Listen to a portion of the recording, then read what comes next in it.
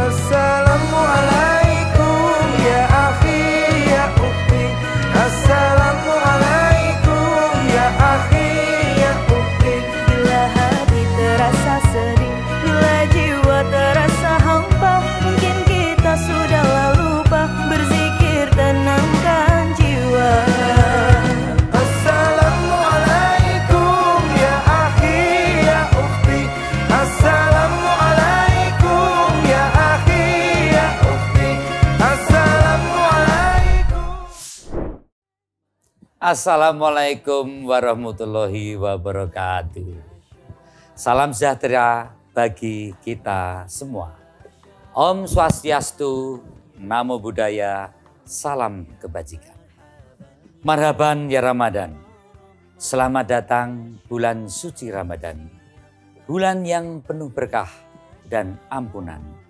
Bulan di mana Allah menurunkan Al-Quran sebagai panduan hidup bagi semesta alam. Semoga di bulan yang mulia ini kita semua diberikan kekuatan untuk meningkatkan ibadah dan keimanan kita, serta memperbaiki diri dalam segala aspek kehidupan. Saya Arya Bima, Kepala Badan Kebudayaan Nasional PDI Perjuangan, mengucapkan selamat menjalankan ibadah puasa Ramadan 1444 Hijriah. Mari kita manfaatkan setiap hari di bulan ini untuk mendekatkan diri kepada Tuhan semesta alam dan memberikan kebaikan serta manfaat untuk sesama umat manusia. Semoga Allah menerima segala amal ibadah kita. Amin. Wassalamualaikum warahmatullahi wabarakatuh. Salam Pancasila, merdeka, merdeka, merdeka. Assalamualaikum warahmatullahi wabarakatuh. Salam sejahtera bagi kita semua.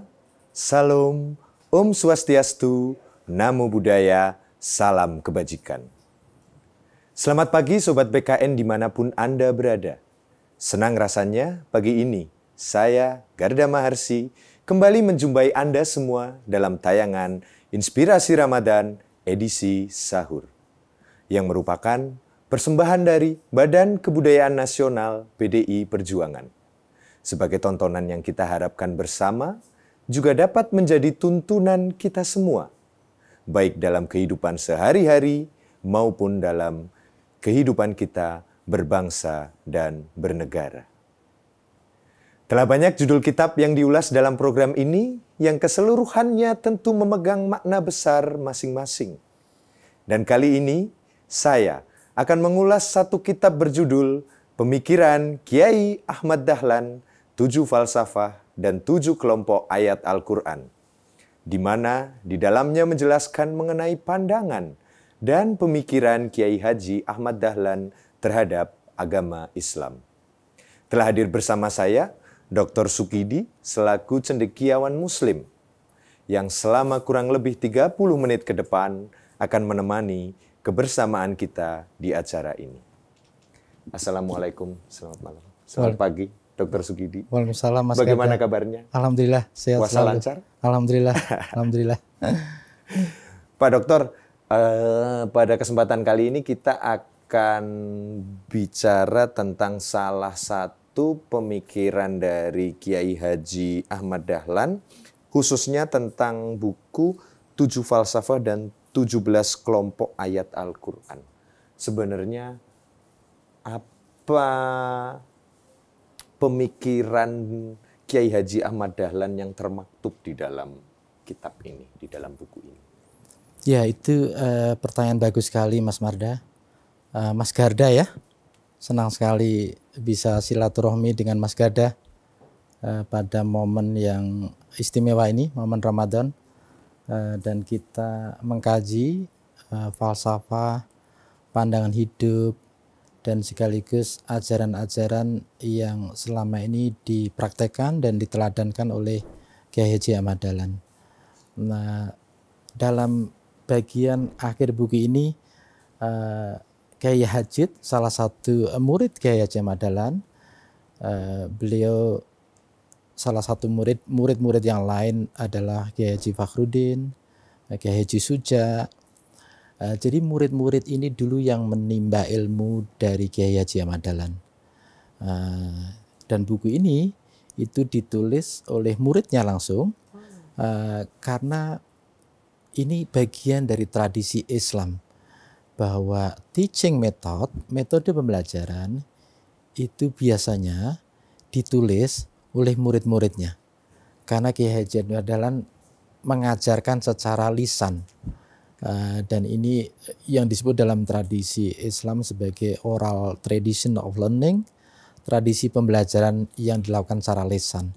Sehingga Kiai Haji Ahmad Dahlan sebagai seorang kiai, beliau mengajarkan tentang Quran, tentang hadis, dan tentang pandangan-pandangan keislamannya.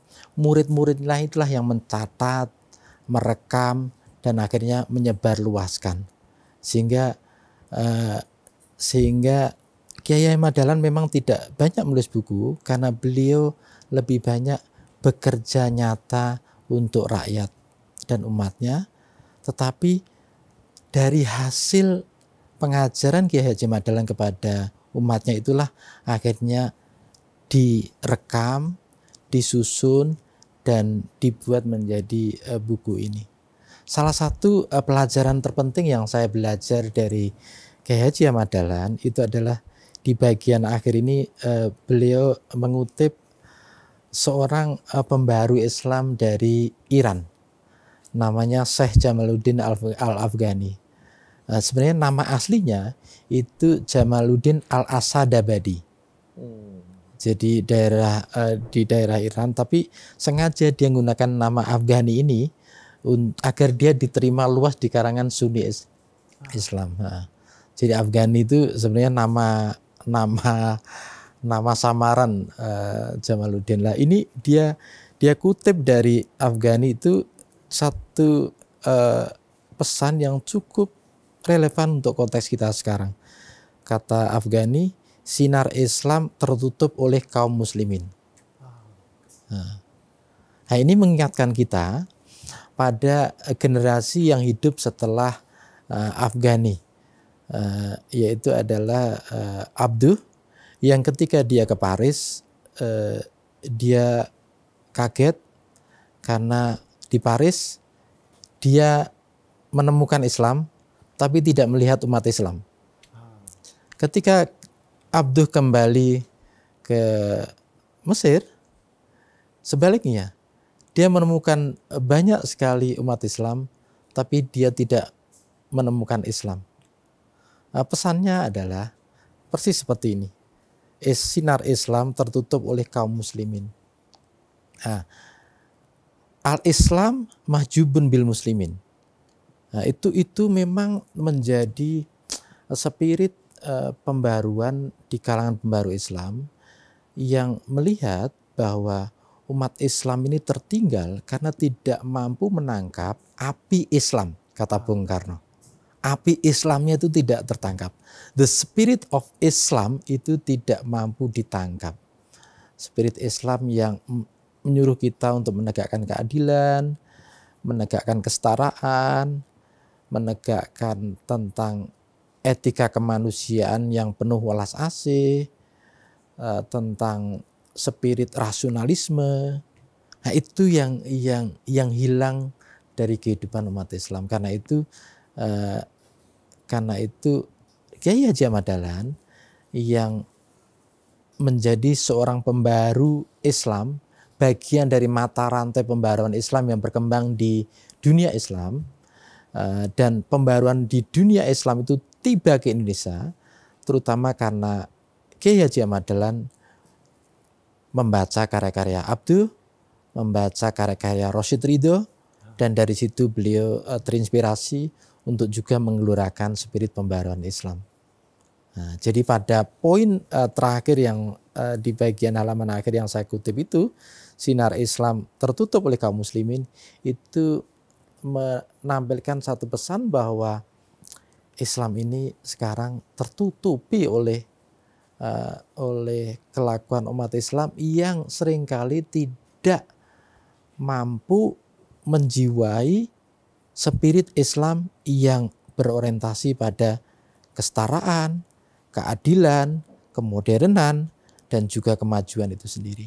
Baik Pak Dokter, dalam beberapa kajian teks, tentu saja teks tidak bisa dilepaskan dengan konteks. Betul. Seperti yang Pak Dokter tadi sampaikan, bahwa Kiai Haji Ahmad Dahlan terpengaruh oleh beberapa pembaharu Islam sebelumnya. Betul. Sebenarnya konteks yang terjadi di era di mana Kiai Haji Ahmad Dahlan tumbuh dewasa, kemudian mensyiarkan Islam dengan pemikiran-pemikiran beliau yang kemudian dicatat oleh para muridnya menjadi kitab ini. Betul. Sebenarnya konteks yang terjadi tentang keislaman kita bagaimana, dan menarik itu. Jawaban apa yang coba ditawarkan oleh Kiai Haji Ahmad Dahlan yang menjadi substansi dari kitab ini. Betul, itu pertanyaan menarik sekali. Konteksnya adalah ketertinggalan umat Islam dari dunia Barat. Karena itu pertanyaan yang sering mengganggu pikiran para pembaru adalah kenapa umat Islam tertinggal dan Barat maju. Dan saya kira konteks yang dihadapi oleh Kiai Haji Ahmad Dahlan adalah umat Islam yang tertinggal, yang seringkali taklid buta, yang tidak berorientasi pada kemajuan, yang tertinggal juga dari segi pendidikan, dari segi kemajuan yang lain. Itu saya kira yang akhirnya memberikan satu inspirasi kepada Kiai Haji Ahmad Dahlan untuk menggelorakan spirit pembaruan Islam. Dan ini menarik sekali. Misalnya di pelajaran pertama saya kutip ya, kita manusia ini hidup di dunia hanya sekali. Untuk bertaruh sesudah mati akan mendapat kebahagiaankah atau kesengsaraankah? Nah, hidup hanya sekali dan hidup ini satu pertaruhan, kata Kiai Haji Ahmad Dahlan. Sesudah itu kita ini akan peroleh kebahagiaankah atau kesengsaraan? Kebahagiaan itu berarti go to paradise, ke surga. Kesengsaraan itu berarti ke neraka. Nah, kalau kita membaca pikiran Kiai Haji Ahmad Dahlan ini dalam konteks agama-agama di dunia, kita akan memperoleh satu ibrah, satu hikmah betapa briliannya Kiai Haji Ahmad Dahlan. Karena persis pada poin inilah yang mengingatkan saya pada pergulatan teologis di kalangan kaum Calvinis di Amerika.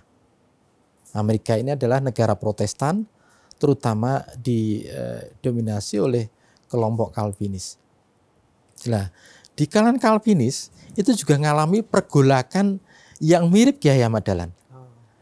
Kaum Calvinis itu tidak tahu apakah mereka nanti termasuk golongan yang selamat dan karena itu masuk surga, atau mereka masuk pada golongan yang the damned, terkutuk, dan karena itu masuk neraka.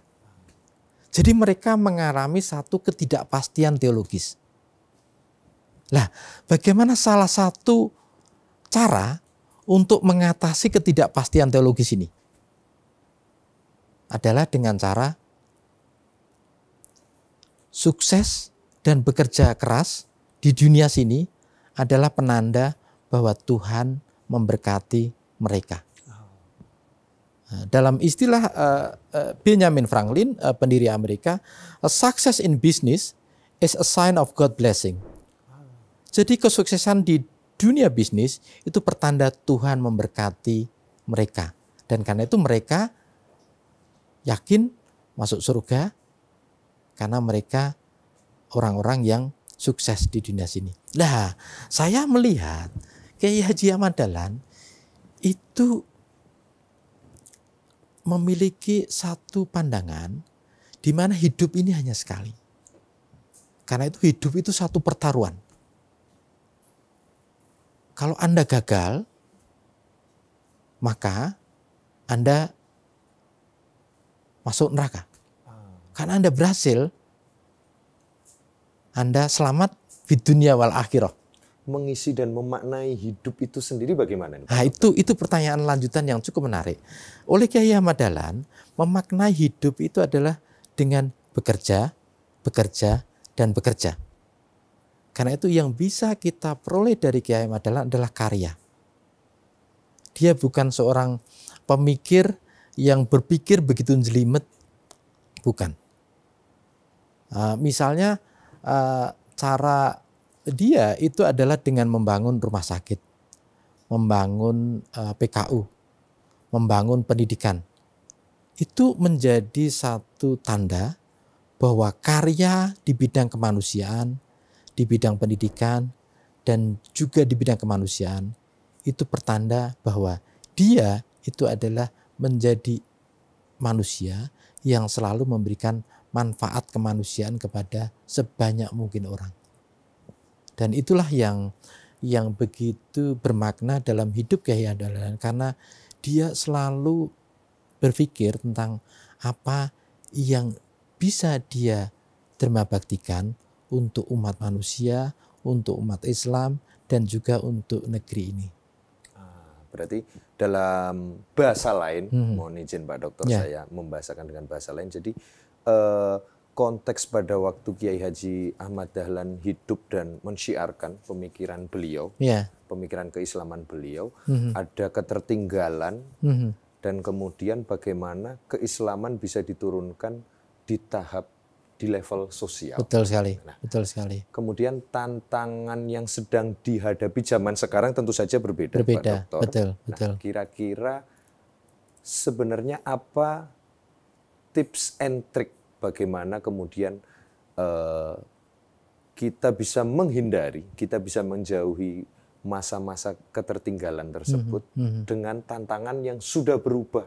Betul. Seperti yang Pak Dokter juga alami, ada Internet of Things, terus kemudian komunikasi sudah lintas batas, kita bisa bergaul dengan seluruh manusia ada di dunia ini dengan piranti teknologi. Tapi di sisi lain juga arus informasi yang deras, nggak ada filternya, sering-sering manusia menjadi kebablasan. Betul, betul. Nah, tantangan seperti yang ada zaman sekarang dengan mengambil ruh semangat dari pemikiran Kiai Haji Ahmad Dahlan, sebenarnya bagaimana kita bisa memfilter di dimensi sosial kita. Betul sekali, Dokter. betul sekali.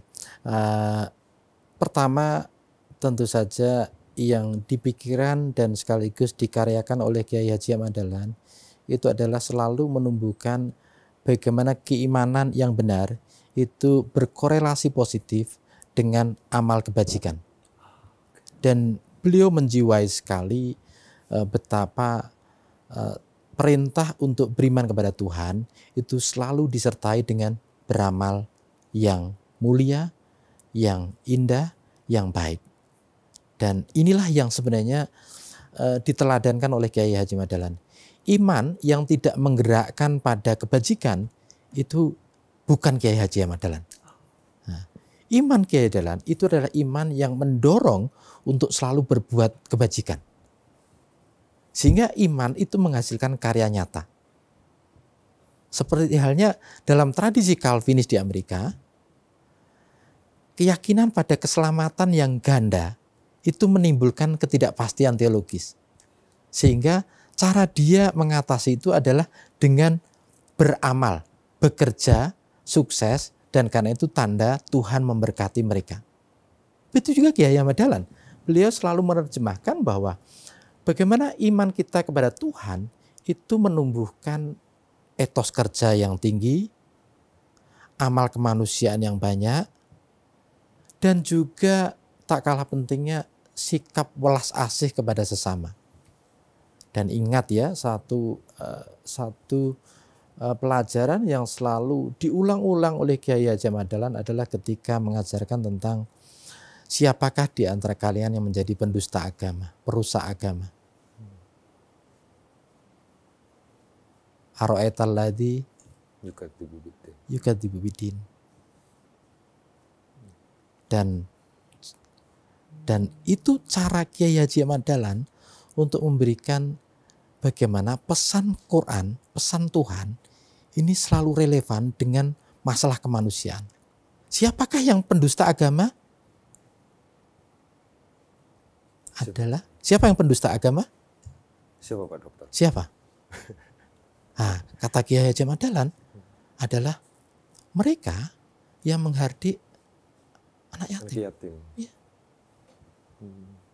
Dan berarti Kiai Haji Ahmad Dahlan menaruh perhatian terhadap golongan-golongan yang termarginalkan ini betul sangat sekali, besar. Ya? Sangat besar. Sampai dia itu mendirikan rumah miskin, sekolah miskin, yang intinya beliau menjiwai betul penderitaan rakyatnya, sehingga itu yang menjadi fokus dia. Sehingga Quran di mata dan di tangan Kiai Haji Ahmad Dahlan itu memiliki spirit pembebasan kepada kaum lemah. Pembebasan itulah yang dia tunjukkan untuk memberikan advokasi kepada kaum miskin dan kaum lemah. Persis seperti Frans Seda, salah satu tokoh yang sangat brilian, salah satu tokoh yang begitu concern terhadap penghayatan Pancasila. Buat Frans Seda, penghayatan Pancasila itu harus disertai dengan satu etika kemanusiaan kepada kaum miskin. Sehingga Pancasila itu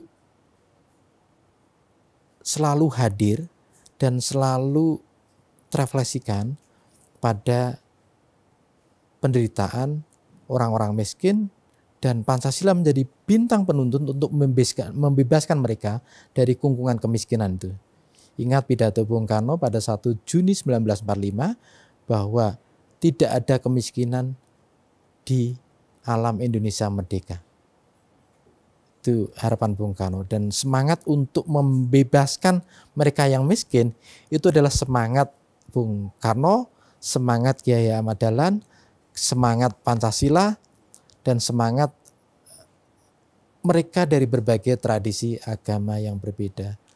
Membebaskan kaum yang miskin, kaum fakir, dan kaum yang termarginalkan yang Ustadz lain. Afin ya. Ya, luar biasa sekali. Pertanyaan terakhir Pak Dokter, Ya. Dalam rangka mengambil api Islam, terus kemudian kita bisa memperjuangkan, mengadvokasi bagaimana kaum fakir, miskin, kaum kecil, kaum kromo, kaum marhen, wong cilik, Ya, gitu, betul, misalnya, betul. untuk kita menangkap api Islam tersebut dan kita bisa terus semangat mengadvokasi mereka, memberikan jalan mereka untuk mewujudkan masyarakat yang berkeadilan. Tips and triknya, Pak Dokter, khususnya untuk para generasi muda yang menjadi penonton setia dari channel Badan Kebudayaan Nasional PDI Perjuangan.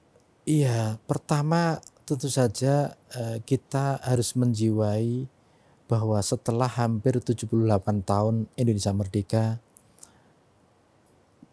jutaan rakyat kita masih hidup dalam pulau kemiskinan. Mereka hidup dalam penderitaan, kekurangan gizi, stunting yang tinggi, dan karena itu pada generasi muda harus tumbuh satu kesadaran kemanusiaan bahwa mereka kaum fakir, miskin, lemah adalah bagian dari kita. Dan karena itu mereka bagian dari kita dan kita harus masuk ke dunia penderitaan mereka. Seolah apa yang mereka rasakan itu adalah yang kita rasakan. Dan sebenarnya Ramadan ini melahirkan satu nilai agar kita menjiwai penderitaan mereka yang tidak seberuntung kita. Kaum fakir, kaum miskin, anak-anak terlantar yang mestinya sesuai mandat konstitusi dipelihara oleh negara. Bagaimana kita memberikan perhatian dan juga negara memelihara mereka adalah dengan memberikan pendidikan. Pendidikan yang berkualitas, yang gratis dari PAUD sampai perguruan tinggi. Karena hanya pendidikan yang gratis dan berkualitas itulah yang bisa membebaskan mereka dari mata rantai kemiskinan yang berkepanjangan. Yang sudah usia kemerdekaan kita hampir 78 tahun. Karena itu dengan pendidikan gratis mereka menjadi kompetitif, menjadi punya kualitas sumber daya yang bisa maju, mengantarkan mereka pada kemajuan, dan juga mereka mampu untuk berkompetisi secara global. Saya memberikan tips agar fakir, miskin, dan kelompok lemah itu dibebaskan biaya pendidikan dari PAUD sampai perguruan tinggi. Karena pendidikan adalah jalan untuk memutus Mata rantai kemiskinan. Itu pertama. Yang kedua juga kesehatan gratis. Bayangkan petani, nelayan, buruh, karyawan, pekerja-pekerja sektor informal. Mereka miskin dengan hanya penghasilan 550.000 per kapita. Dan kita menjiwai betul penderitaan mereka. Mereka sudah pasti tidak sanggup untuk membayar BPJS. Dan karena itu kesehatan yang gratis untuk fakir, miskin, kelompok lemah itu menjadi syarat mutlak. Karena hanya dengan kesehatan mereka memperoleh satu energi, satu kesehatan, jaminan untuk bisa melangkah ke depan. dengan sangat baik. Karena pesan para ibu bangsa kan bangun jiwanya, bangun raganya. Jiwanya dengan pendidikan, raganya dengan kesehatan yang gratis. Bangunlah jiwanya dan badannya, jiwanya dengan pendidikan, badannya dengan kesehatan. 2 poin yang sangat luar biasa kita dapatkan tips and trick dari Pak Dr. Sugidi pada kesempatan pagi hari ini. Terima kasih. Terima kasih Atas ilmu dan wejangannya. Pak Dokter, semoga nggak bosan untuk main di Badan Kebudayaan Nasional PDI Perjuangan. Satu kehormatan buat saya selalu diundang di BKN PDI Perjuangan pada bulan suci Ramadan. Ini tahun ketiga saya selalu mengisi acara ini dan ini satu kehormatan dan juga memberikan pesan bahwa PDI Perjuangan bagian memberikan perhatian yang cukup baik terhadap umat Islam, terhadap Ramadan, memuliakan bulan suci Ramadan untuk kebaikan bersama. Terima kasih sekali Pak Dokter. Demikianlah banyak hal yang dapat kita petik dari perbincangan kita pada kesempatan hari ini. Di antaranya adalah bagaimana kita dapat memaknai falsafah dari Kiai Haji Ahmad Dahlan, khususnya bagaimana sudut pandang beliau terhadap konsep keislaman dan kemanusiaan. Luar biasa sekali hasil diskusi kita pada kesempatan pagi hari ini. Sekali lagi kami haturkan terima kasih atas kebersamaan Sobat BKN sekalian. Jangan lupa untuk terus dukung channel BKN PDI Perjuangan dengan like, komen, dan subscribe channel YouTube kami. Mewakili kerabat kerja yang bertugas, saya Garda Maharsi pamit undur diri. Wassalamualaikum warahmatullahi wabarakatuh. Salam Pancasila, merdeka, merdeka, merdeka.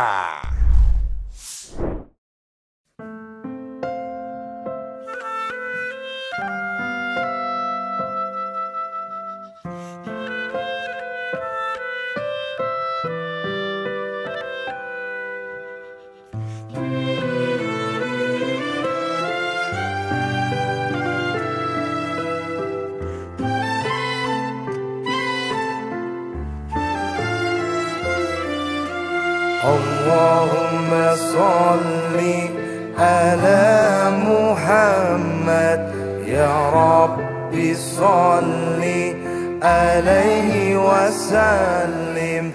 Allahumma salli ala Muhammad, ya Rabbi salli alaihi wasallim. Allahumma salli ala Muhammad, ya Rabbi salli alaihi wasallim. Rabbi fanfa'na bi barakatihim wahdina al-husna bi hurmatihim. Rabbi fanfa'na bi barakatihim wahdina al-husna bi hurmatihim. Allahumma salli ala Muhammad, ya Rabbi salli alaihi wasallim. Allahumma salli ala Muhammad, ya Rabbi salli alaihi wasallim. Allahumma salli ala Muhammad, ya Rabbi salli alaihi wasallim. Allahumma salli ala Muhammad, ya Rabbi salli alaihi wasallim.